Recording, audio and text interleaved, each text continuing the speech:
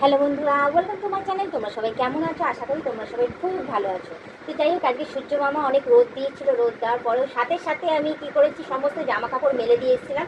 তার মধ্যে এই দুখানা এই প্যান্ট মাম্মামের, যেটা কোমরের সাইডটা এখনো পর্যন্ত ভিজা রয়েছে, সেটা শুকায়নি। তারপর ভাবলাম যে যা গিয়ে শুকায়নি তো কী আছে, ঘরের মধ্যেই মেলে দিয়ে হাওয়াতে এমনিতেই শুকিয়ে যাবে সমস্তটাই। আর এদিকে দেখো কত কাঁচা ধোয়া করেছি, এগুলো সমস্তটাই শুকিয়ে গেছে। এগুলো সব আমি একে একে ভাঁজ করে করে রেখে দিই। আর এদিকে দেখো রাখার জায়গা দেখিয়ে দিতে হবে। এই দেখো এইখানে আমি আমার আর মামামের জামা কাপড় সাজিয়ে রেখে, আর ওই পাশটাতে তোমার দাদার জামা কাপড় থাকে। ঠিক আছে, তো যাই হোক, তোমার দাদা জামা কাপড় সেরকম ছিল না, এই একটাই গেঞ্জি ছিল। সবসময় ওর অবজেকশন থাকে, ওর নাকি জামা কাপড় আমি কাচি না, পরবে তো ওই একটাই ডেলি। এত জামা কাপড় রয়েছে তারপরেও পরবে ওই একটাই। তো যাই হোক, ওই একটা ড্রেসই আপাতত আমি গরমকালে, যেহেতু গেঞ্জিটাই বেশি পরে, হাফ হাতা গেঞ্জিটা, সেটা আমি সঙ্গে সঙ্গে কেচে নিচ্ছি। না হলে তো গায়ের থেকে জামা কাপড় না বানানো একদমই যায় না। ঠিক আছে, তো দেখেছি ফাঁকা আছে, আর একটা গেঞ্জি বের করে দিচ্ছি, ওটা পরছি। সাথে সাথে এটা কেচে দিলাম, কেচে দিয়ে শুকিয়ে গেছে। যাক, ভালোই হয়েছে। অ্যাটলিস্ট যখন খুঁজবে ওখানেই রেখে দেবো, সাথে সাথে পরে নিতে পারবে। তো চলো, এই জামা কাপড়গুলোকে আমি এদিকে ভাঁজ করে করে এখানে রাখি। একেবারে উঠবো, উঠে ওপরে টানিয়ে দেবো, ব্যাস ভালোই হবে। তো দেখো, দেখতেই পাচ্ছ যে আমার একটা মাত্র ঘর আর একটা মাত্র আমার জামা কাপড় রাখার জায়গা ডেলি ইউজে। তো সেগুলোকে আমি অ্যাটলিস্ট সুন্দরভাবে সাজিয়ে গুছিয়ে আমি আমার ঘরটাকে আমি রাখি। ঠিক আছে, নিজেকে যেমন সুন্দরভাবে সাজিয়ে গুছিয়ে তৈরি করছি, ঠিক আছে, সেইভাবেই আমি আমার এই একটা মাত্র বেডরুম বলতে পারো, কিচেন বলতে পারো, যাই বলতে পারো, এই রুমটাকে আমি সুন্দরভাবে সাজিয়ে গুছিয়ে রাখি। দেখতেই পাচ্ছ এখানে রান্নার জায়গা।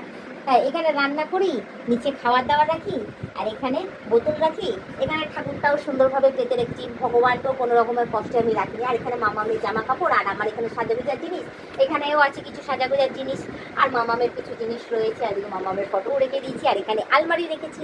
ঠিক আছে, আলমারিটাও সুন্দরভাবে ঢেকে রেখেছি, যাতে আমার বিয়েতে পাওয়া নতুন আলমারি যাতে কোনো রকম তেল কাজটা হয়ে নষ্ট যাতে না হয়। তো তোমরাও যদি পারো, ঘরের মধ্যে যারা যারা একটা ঘরে থাকো, তারা অ্যাটলিস্ট এভাবে কাভার পরিয়ে জিনিসগুলোকে সুন্দরভাবে সাজিয়ে গুছিয়ে রাখবে। দেখবে নতুন কি নতুনই থাকবে। একদিন কাভারটা সরিয়েও আমার আলমারিটা তোমাদের দেখে দেবে, দেখবে নতুন কি নতুনই রয়েছে। আর ওদিকে শোকেসটা রয়েছে, আর তার উপরে পুতুল রয়েছে। আর আমার মিক্সার মেশিন কিনেছিলাম মামাম যখন হয়েছিল, মুড়ি গুঁড়ো করবো বলে, সেগুলোকেও আমি এখন সুন্দরভাবে সাজিয়ে গুছিয়ে রেখেছি। আয়রন করার জন্য ইস্তারিও আছে, সেটাকেও সুন্দরভাবে সাজিয়ে গুছিয়ে ওখানটায় আমি রেখে দিয়েছি। আর এই দেখো শোকেসটার ভেতরে ওষুধপত্র যা যা থাকে, কাঁচের জিনিস সমস্ত কিছু সাজানো গোছানো। আর ওদিকে আমার ওপরে বাংকারে আমার নানান রকমের যাবতীয় বাসন কোসন থেকে শুরু করে, হ্যাঁ, কম্বল রয়েছে। সেই একটা কম্বলের ব্যাগের ভেতর রয়েছে, আর একটা কম্বল এই দেখো এখানে ভাঁজ করে রেখে দিয়েছি। দেখো কোনো রকমভাবে আমার দুটো কম্বল কোনো রকমভাবে ঠাকুরের আশীর্বাদে, তোমাদের আশীর্বাদে ড্যামেজ হয় না, সুন্দরভাবে থাকেও আমার জিনিস।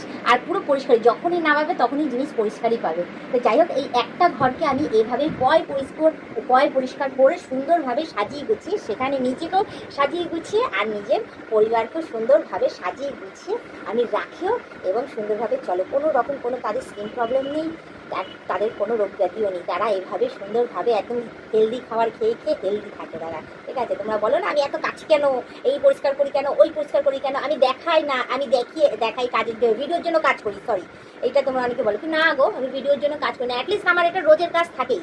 এবার তার মধ্যে হয়তো এক্সট্রাঅর্ডিনারি ভিডিও করতে লাগবে, ওর জন্য সময় পাই না। ওই জন্য ভাবি যে যাকে কাজকর্ম যখন করছি, ওর সাথে সাথে একটুখানি ওই যেইগুলো করছি সেগুলোই তুলে ধরি। অরিজিনালি অ্যাটলিস্ট কাজ করি, দেখানোর জন্য করি না। ঠিক আছে, তোমরা যদি মনে করো যে আমাকে অরিজিনালি দেখবে, যে দেখি বৌদি কাজ করছে কি না করছে না বলেও তোমাদের ঠিকানা দিয়ে দিচ্ছি, তোমরা এসে দেখতে পারবে। এসে দেখবে আমি কাজ করছি, হয় উঠান ঝাড় দিচ্ছি, নয় ছাদ দিচ্ছি, নয় কাপড় কাচছি, নয় বাসন মাজছি, এইসবই করছি, হয় রান্না করছি, নয় বিছানা গুছাচ্ছি। বিছানা তো আমার সারাদিনে 6 থেকে 7 বার আমি বিছানা গুছাই। ঠিক আছে, এবার ঘর পুজবো 5 থেকে 6 বার, কারণ গরম পড়েছে, মেঝেটা গরম হয়ে যায়। আর আমার তো অভ্যাস আছেই মাটিতে হয়তো শুয়ে পড়লাম মেঝের মধ্যে, কারণ বিছানায় ঘুমানো যায় না। সে অ্যাটলিস্ট যেই যাই বলুক না কেন, তোমরাও খুব ভালো মতনই জানো যে গরমকালে বিছানায় শোয়া যায় না, কত কষ্ট, কত গরম হয়ে যায়। তো যার জন্য নিচটা আমি কুচে পাচে পরিষ্কার করে রাখি। আমার যখন ইচ্ছা হয় আমি নিচের মধ্যে ফ্যানটা চালিয়ে শুয়ে পড়লাম। তো যাই হোক, এবার আমি একটু বেশি বক্তৃতা দিয়ে দিয়েছি, একটু বেশি বলে ফেলেছি, আমি জানি তোমাদের হজম হবে না। তো সরি, কিছু মনে করো না। আমার যে কাজকর্ম আমি সেটাই আমি তোমাদেরকে তুলে ধরলাম। আমি যেভাবে থাকি সেইভাবে আমি তোমাদের কাছে সেটা সত্যি সত্যি সেটা তুলে ধরলাম। আর সত্যি সত্যি তোমাদের চোখের সামনে সমস্ত কিছু। ঠিক আছে, আর সেটা বলে ইয়ে করে লাভ নেই। তো চলো, তোমাদের সাথে কথা বলতে বলতে আমার অর্ধেকের বেশি জামা কাপড় আমার ভাঁজ করা হয়ে গেছে, শুধু এই চাদরটা বাকি রয়েছে।